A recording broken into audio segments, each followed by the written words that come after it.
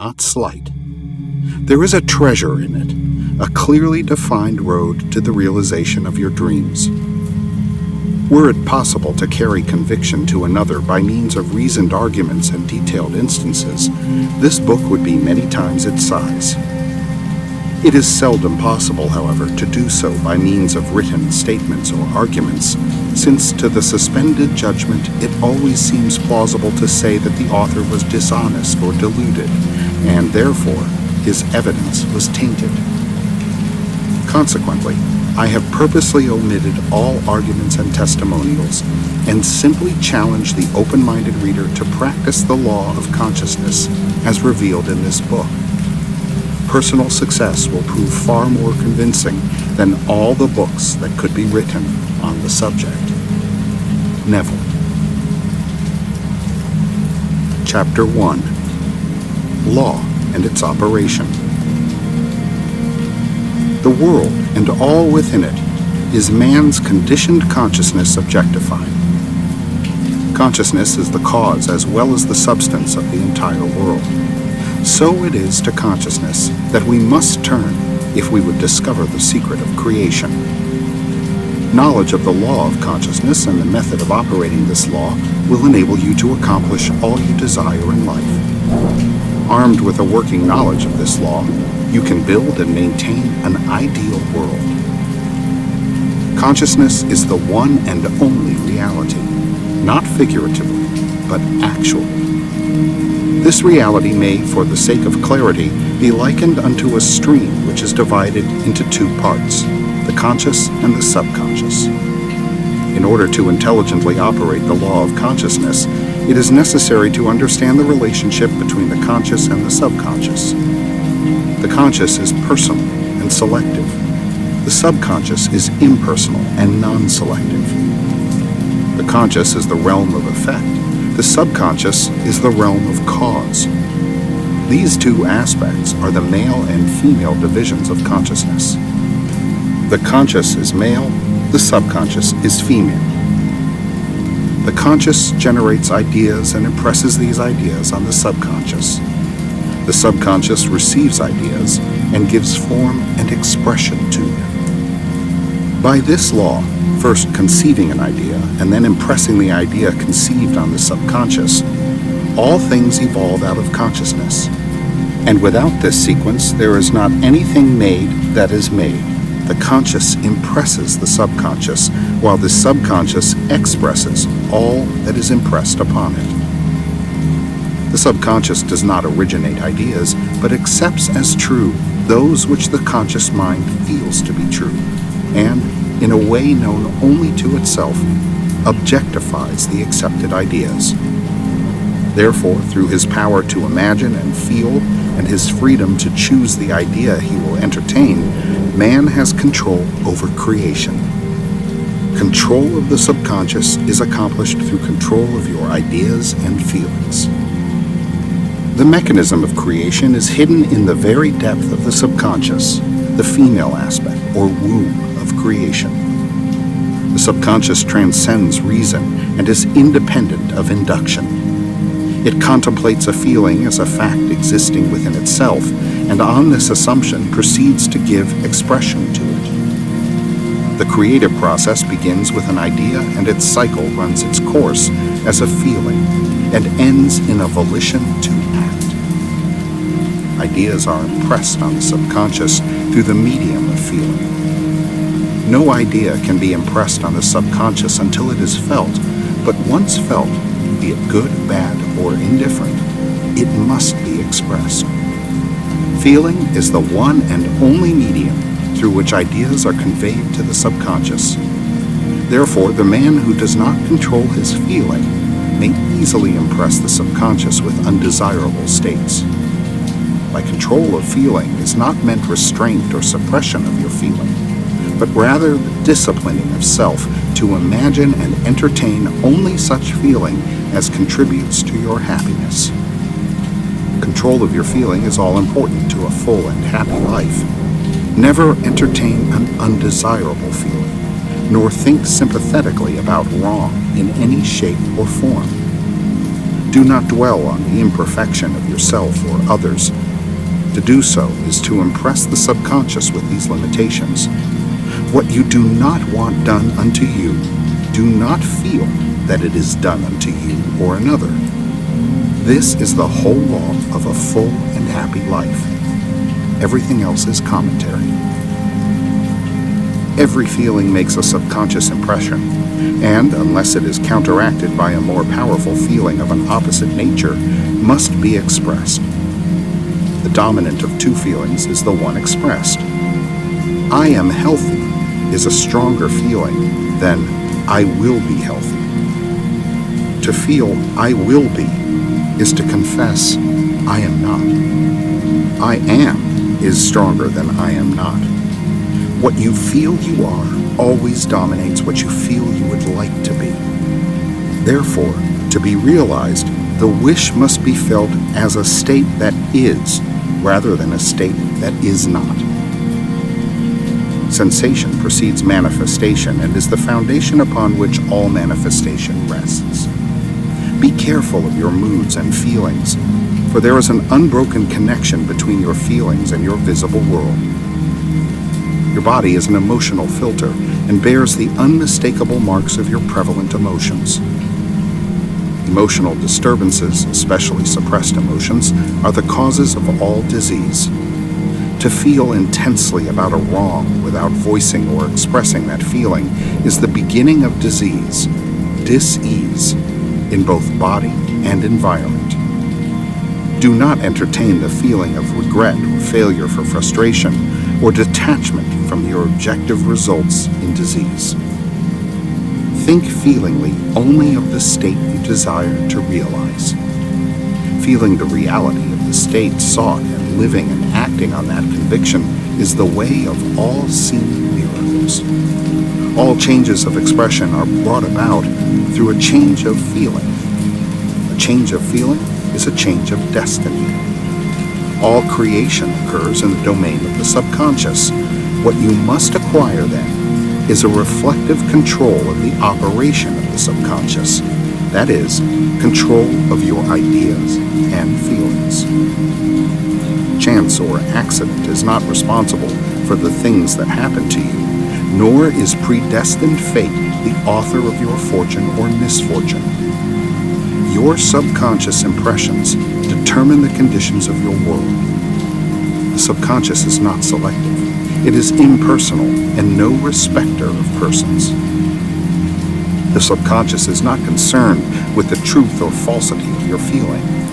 It always accepts as true that which you feel to be true. Feeling is the assent of the subconscious to the truth of that which is declared to be true. Because of this quality of the subconscious, there is nothing impossible to man. Whatever the mind of man can conceive and feel as true, the subconscious can and must objectify. Your feelings create the pattern from which your world is fashioned, and a change of feeling is a change of pattern. The subconscious never fails to express that which has been impressed upon it. The moment it receives an impression, it begins to work out the ways of its expression. It accepts the feeling impressed upon it, your feeling, as a fact existing within itself, and immediately sets about to produce in the outer or objective world the exact likeness of that feeling. The subconscious never alters the accepted beliefs of man. It outpictures them to the last detail, whether or not they are beneficial. To impress the subconscious with the desirable state, you must assume the feeling that would be yours had you already realized your wish. In defining your objective, you must be concerned only with the objective itself. The manner of expression or the difficulties involved are not to be considered by you. To think feelingly on any state impresses it on the subconscious. Therefore, if you dwell on difficulties, barriers, or delay, the subconscious, by its very non-selective nature, accepts the feeling of difficulties and obstacles as your request and proceeds to produce them in your outer world. The subconscious is the womb of creation. It receives the idea unto itself through the feelings of man. It never changes the idea received, but always gives it form. Hence, the subconscious outpictures the idea in the image and likeness of the feeling received. To feel a state as hopeless or impossible is to impress the subconscious with the idea of failure. Although the subconscious faithfully serves man, it must not be inferred that the relation is that of a servant to a master as was anciently conceived. The ancient prophets called it the slave and servant of man. St. Paul personified it as a woman and said, "The woman should be subject to man in everything." The subconscious does serve man and faithfully gives form to his feelings. However, the subconscious has a distinct distaste for compulsion and responds to persuasion rather than to command. Consequently, it resembles the beloved wife more than the servant. The husband is head of the wife, Ephesians chapter 5, may not be true of man and woman in their earthly relationship, but it is true of the conscious and the subconscious, or the male and female aspects of consciousness. The mystery to which Paul referred when he wrote, "This is a great mystery. He that loveth his wife loveth himself, and they two shall be one flesh," is simply the mystery of consciousness. Consciousness is really one and undivided, but for creation's sake it appears to be divided into two. The conscious, objective, or male aspect truly is the head and dominates the subconscious, subjective, or female aspect. However, this leadership is not that of the tyrant, but of the lover. So by assuming the feeling that would be yours were you already in possession of your objective, the subconscious is moved to build the exact likeness of your assumption. Your desires are not subconsciously accepted until you assume the feeling of their reality, for only through feeling is an idea subconsciously accepted, and only through this subconscious acceptance is it ever expressed. It is easier to ascribe your feeling to events in the world than to admit that the conditions of the world reflect your feeling. However, it is eternally true that the outside mirrors the inside. As within, so without. A man can receive nothing unless it is given him from heaven, and the kingdom of heaven is within you. Nothing comes from without. All things come from within, from the subconscious. It is impossible for you to see other than the contents of your consciousness. Your world in its every detail is your consciousness objectified. Objective states bear witness of subconscious impressions. A change of impression results in a change of expression. The subconscious accepts as true that which you feel as true, and because creation is the result of subconscious impressions, you, by your feeling, determine creation. You are already that which you want to be, and your refusal to believe this is the only reason you do not see it. To seek on the outside for that which you do not feel you are is to seek in vain, for we never find that which we want. We find only that which we are. In short, you express and have only that which you are conscious of being or possessing. To him that hath it is given. Denying the evidence of the senses and appropriating the feeling of the wish fulfilled is the way to the realization of your desire. Mastery of self-control of your thoughts and feelings is your highest achievement. However, until perfect self-control is attained, so that, in spite of appearances, you feel all that you want to feel, use sleep and prayer to aid you in realizing your desired states. These are the two gateways into the subconscious. Chapter 2. Sleep. Sleep, the life that occupies 1/3 of our stay on Earth, is the natural door into the subconscious. So it is with sleep that we are now concerned. The conscious 2/3 of our life on Earth is measured by the degree of attention we give sleep. Our understanding of and delight in what sleep has to bestow will cause us, night after night, to set out for it as though we were keeping an appointment with a lover. In a dream, in a vision of the night, when deep sleep falleth upon men, in slumbering upon the bed, then he openeth the ears of men, and sealeth their instruction. Job chapter 33. It is in sleep and in prayer, a state akin to sleep, that man enters the subconscious to make his impressions and receive his instructions. In these states, the conscious and subconscious are creatively joined. The male and female become one flesh. Sleep is the time when the male or conscious mind turns from the world of sense to seek its lover or subconscious self. The subconscious, unlike the woman of the world who marries her husband to change him, has no desire to change the conscious waking state, but loves it as it is and faithfully reproduces its likeness in the outer world of form. The conditions and events of your life are your children formed from the molds of your subconscious impressions in sleep. They are made in the image and likeness of your innermost feeling that they may reveal you to yourself. As in heaven, so on earth. As in the subconscious, so on earth. Whatever you have in consciousness as you go to sleep is the measure of your expression in the waking 2/3 of your life on earth. Nothing stops you from realizing your objective, save your failure to feel that you are already that which you wish to be, or that you are already in possession of the thing sought. Your subconscious gives form to your desires only when you feel your wish fulfilled. The unconsciousness of sleep is the normal state of the subconscious, because all things come from within yourself, and your conception of yourself determines that which comes.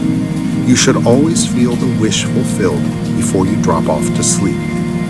You never draw out of the deep of yourself that which you want.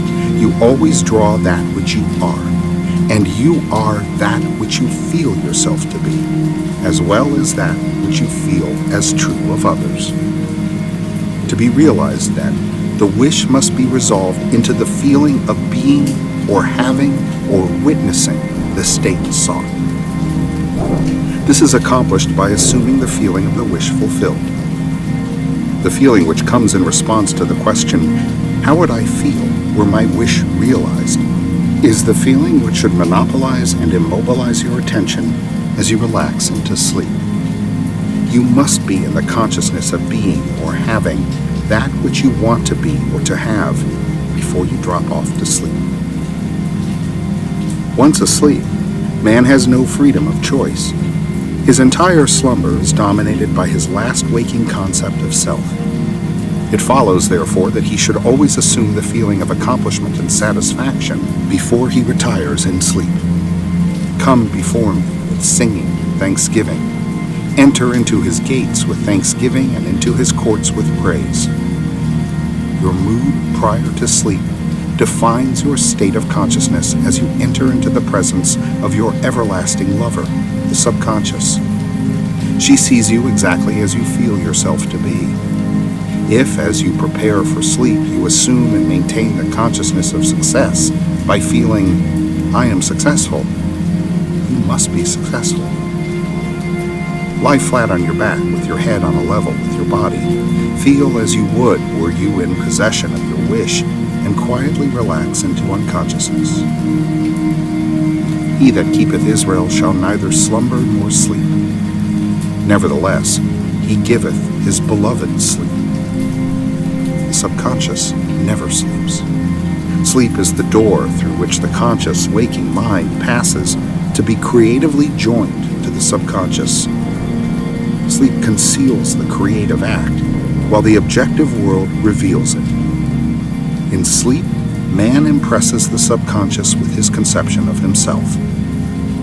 What more beautiful description of this romance of the conscious and subconscious is there than that told in the Song of Solomon? By night on my bed I sought him whom my soul loveth. I found him whom my soul loveth. I held him and I would not let him go until I had brought him into my mother's house and into the chamber of her that conceived me. Preparing to sleep, you feel yourself into the state of the answered wish, and then relax into unconsciousness. Your realized wish is he whom you seek. By night, on your bed, you seek the feeling of the wish fulfilled, that you may take it with you into the chamber of her that conceived you, into sleep, or the subconscious which gave you form, that this wish also may be given expression. This is the way to discover and conduct your wishes into the subconscious. Feel yourself in the state of the realized wish and quietly drop off to sleep. Night after night, you should assume the feeling of being, having, and witnessing that which you seek to be, possess, and see manifest. Never go to sleep feeling discouraged or dissatisfied. Never sleep in the consciousness of failure. Your subconscious, whose natural state is sleep, sees you as you believe yourself to be, and whether it be good, bad, or indifferent, the subconscious will faithfully embody your belief. As you feel, so do you impress her, and she, the perfect lover, gives form to these impressions and outpictures them as the children of her beloved. Thou art all fair, my love, there is no spot in thee, is the attitude of mind to adopt before dropping off to sleep. Disregard appearances and feel that things are as you wish them to be, for he calleth things that are not seen as though they were, and the unseen becomes seen. To assume the feeling of satisfaction is to call conditions into being which will mirror satisfaction. Signs follow, they do not precede. Proof that you are will follow the consciousness that you are. It will not precede it. You are an eternal dreamer, dreaming non-eternal dreams. Your dreams take form as you assume the feeling of their reality. Do not limit yourself to the past. Knowing that nothing is impossible to consciousness, begin to imagine states beyond the experiences of the past. Whatever the mind of man can imagine, man can realize. All objective, visible states were first subjective, invisible states, and you called them into visible by assuming the feeling of their reality. The creative process is first imagining and then believing the state imagined. Always imagine and expect the best. The world cannot change until you change your conception of it. As within, so without. Nations, as well as people, are only what you believe them to be. No matter what the problem is, no matter where it is, no matter whom it concerns, you have no one to change but yourself. And you have neither opponent nor helper in bringing about the change within yourself. You have nothing to do but convince yourself of the truth of that which you desire to see manifested. As soon as you succeed in convincing yourself of the reality of the state sought, results follow to confirm your fixed belief. You never suggest to another the state which you desire to see him express. Instead, you convince yourself that he is already that which you desire him to be. Realization of your wish is accomplished by assuming the feeling of the wish fulfilled. You cannot fail unless you fail to convince yourself of the reality of your wish. A change of belief is confirmed by a change of expression. Every night as you drop off to sleep, feel satisfied and spotless, for your subjective lover always forms the objective world in the image and likeness of your conception of it, the conception defined by your feeling. The waking 2/3 of your life on earth ever corroborates or bears witness to your subconscious impressions.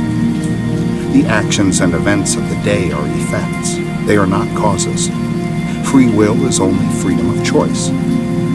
Choose ye this day whom ye shall serve is your freedom to choose the kind of mood you assume. But the expression of the mood is the secret of the subconscious. The subconscious receives impressions only through the feelings of man, and, in a way known only to itself, gives these impressions form and expression. The actions of man are determined by his subconscious impressions.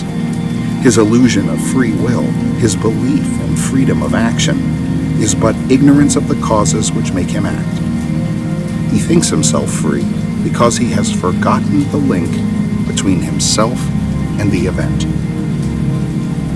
Man awake is under compulsion to express his subconscious impressions. If in the past he unwisely impressed himself, then let him begin to change his thought and feeling, for only as he does so will he change his world. Do not waste one moment in regret, for to think feelingly of the mistakes of the past is to reinfect yourself. Let the dead bury the dead. Turn from appearances and assume the feeling that would be yours were you already the one you wish to be. Feeling a state produces that state. The part you play on the world stage is determined by your conception of yourself. By feeling your wish fulfilled and quietly relaxing into sleep, you cast yourself in a star role to be played on Earth tomorrow. And, while asleep, you are rehearsed and instructed in your part. The acceptance of the end automatically wills the means of realization. Make no mistake about this. If, as you prepare for sleep, you do not consciously feel yourself into the state of the answered wish, then you will take with you into the chamber of her who conceived you the sum total of the reactions and feelings of the waking day. And while asleep, you will be instructed in the manner in which they will be expressed tomorrow. You will rise believing that you are a free agent, not realizing that every action and event of the day is predetermined by your concept of self as you fell asleep. Your only freedom, then, is your freedom of reaction. You are free to choose how you feel, react to the day's drama, but the drama, the actions, events, and circumstances of the day have already been determined. Unless you consciously, purposely define the attitude of mind with which you go to sleep, you unconsciously go to sleep in the composite attitude of mind made up of all feelings and reactions of the day. Every reaction makes a subconscious impression and, unless counteracted by an opposite and more dominant feeling, is the cause of future action. Ideas enveloped in feeling are creative actions. Use your divine right wisely. Through your ability to think and feel, you have dominion over all creation. While you are awake, you are a gardener selecting seed for your garden. But except a corn of wheat fall to the ground and die, it abideth alone. But if it die, it bringeth forth much fruit. Your conception of yourself as you fall asleep is the seed you drop into the ground of the subconscious. Dropping off to sleep feeling satisfied and happy compels conditions and events to appear in your world which confirm these attitudes of mind. Sleep is the door into heaven. What you take in as a feeling, you bring out as a condition, action, or object in space. So sleep in the feeling of the wish fulfilled. As in consciousness, so on earth. Chapter 3. Prayer. Prayer, like sleep, is also an entrance into the subconscious. When you pray, enter into your closet, and when you have shut your door, pray to your Father, which is in secret, and your Father, which is in secret, shall reward you openly.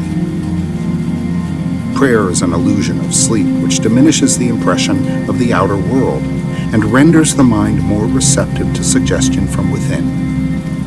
The mind in prayer is in a state of relaxation and receptivity akin to the feeling attained just before dropping off to sleep.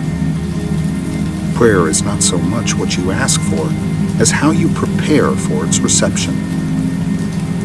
Whatsoever things ye desire, when ye pray, believe that you have received them, and ye shall have them.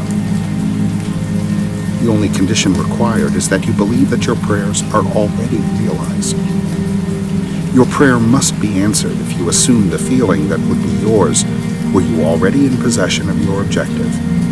The moment you accept the wish as an accomplished fact, the subconscious finds means for its realization. To pray successfully, then, you must yield to the wish, that is, feel the wish fulfilled. The perfectly disciplined man is always in tune with the wish as an accomplished fact. He knows that consciousness is the one and only reality, that ideas and feelings are facts of consciousness and are as real as objects in space. Therefore, he never entertains a feeling which does not contribute to his happiness, for feelings are the causes of the actions and circumstances of his life. On the other hand, the undisciplined man finds it difficult to believe that which is denied by the senses, and usually accepts or rejects solely on appearances of the senses. Because of this tendency to rely on the evidence of the senses, it is necessary to shut them out before starting to pray, before attempting to feel that which they deny. Whenever you are in this state of mind, I should like to, but I cannot, the harder you try, the less you are able to yield to the wish. You never attract that which you want, but always attract that which you are conscious of being. Prayer is the art of assuming the feeling of being and having that which you want. When the senses confirm the absence of your wish, all conscious effort to counteract the suggestion is futile and tends to intensify the suggestion. Prayer is the art of yielding to the wish and not the forcing of the wish. Whenever your feeling is in conflict with your wish, feeling will be the victor. The dominant feeling invariably expresses itself. Prayer must be without effort. In attempting to fix an attitude of mind which is denied by the senses, effort is fatal. To yield successfully to the wish as an accomplished fact, you must create a passive state, a kind of reverie or meditative reflection similar to the feeling which precedes sleep. In such a relaxed state, the mind is turned from the objective world and easily senses the reality of a subjective state. It is a state in which you are conscious and quite able to move or open your eyes, but have no desire to do so. An easy way to create this passive state is to relax in a comfortable chair or on a bed. If on a bed, lie flat on your back with your head on a level with your body. Close the eyes and imagine you are sleepy. Feel, I am sleepy, so sleepy, so very sleepy. In a little while, the faraway feeling accompanied by a general lassitude and loss of all desire to move envelops you.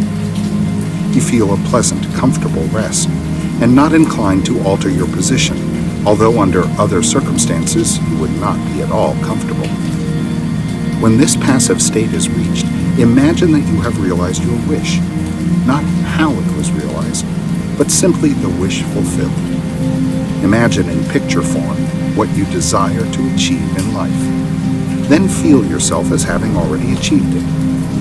Thoughts produce tiny little speech movements, which may be heard in the passive state of prayer as pronouncements from without. However, this degree of passivity is not essential to the realization of your prayers. All that is necessary is to create a passive state and feel the wish fulfilled. All you can possibly need or desire is already yours. You need no helper to give it to you. It is yours now. Call your desires into being by imagining and feeling your wish fulfilled.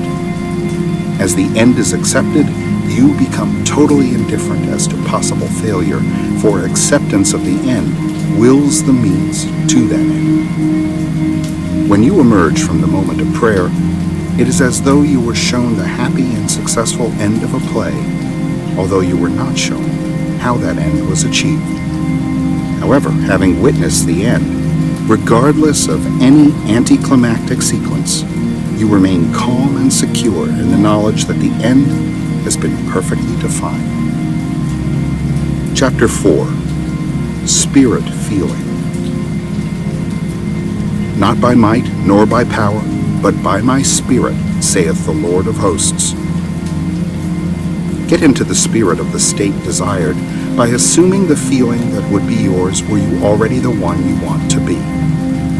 As you capture the feeling of the state sought, you are relieved of all effort to make it so, for it is already so. There is a definite feeling associated with every idea in the mind of man. Capture the feeling associated with your realized wish by assuming the feeling that would be yours were you already in possession of the thing you desire, and your wish will objectify itself. Faith is feeling. According to your faith, feeling, be it unto you. You never attract that which you want, but always that which you are. As a man is, so does he see. To him that hath it shall be given, and to him that hath not, it shall be taken away.